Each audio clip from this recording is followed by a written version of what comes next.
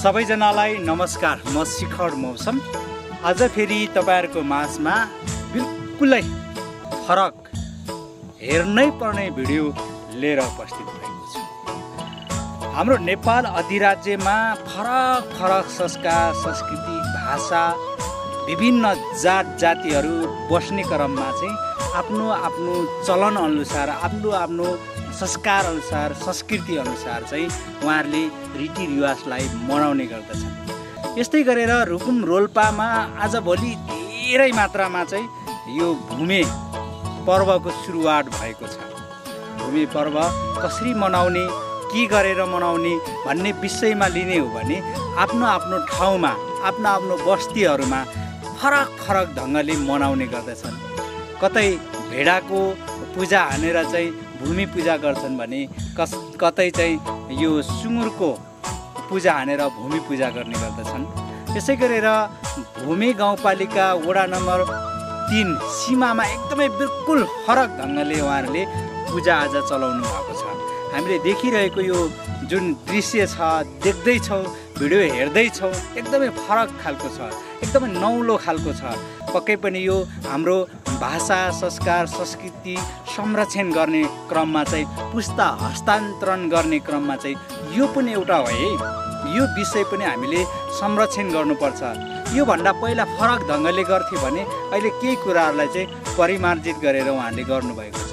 यसको मकसद चाहिँ के रहेछ भनेपछि यहाँका बसोबास गरिराख्नुभएका आदरणीय सम्पूर्ण आमा बुवा दाजुभाइ तथा दिदीबहिनीहरूले के गरिराख्नु भएको छ भनेपछि यहाँ खेत लगाउँछन्, धान खेत लगाउँछन्।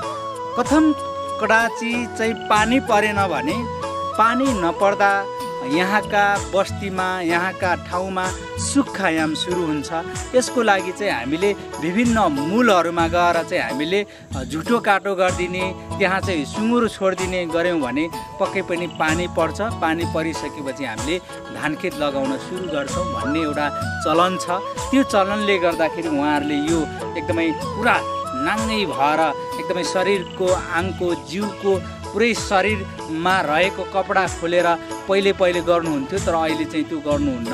यो खोलेर उहाँहरूले यो गाउँमा परिक्रमा गरेर गाउँमा नाच्दै नाच्दै नाच्दै विभिन्न संस्कार संस्कृति अनुसार चाहिँ आफूले यहाँका रीतिरिवाज अनुसार चाहिँ सुँगुरलाई घरका धुइँसोहरू चाहिँ खनाउँदै उहाँहरूले पूजा गर्नुहुन्छ। त्यसपछि आएर आजको भूमि पूजा चाहिँ सुरु हुन्छ र भूमि पूजा गरेको 5 दिन पछाडि बल्ल चाहिँ यहाँ खेत जोड्ने चलन हुन्छ।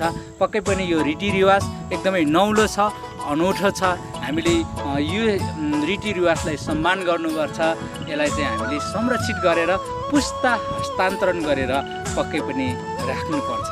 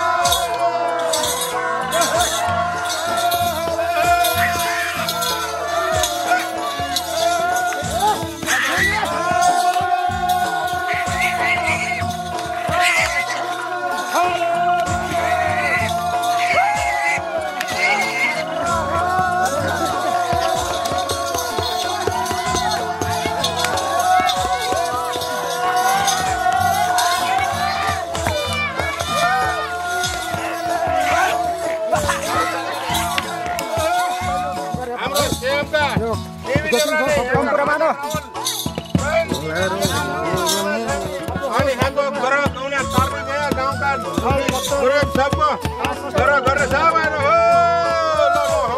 हामी त्यो गरौँ अब अनि आज पूजा यहाँसम्म तयार सक्यौँ ल सबै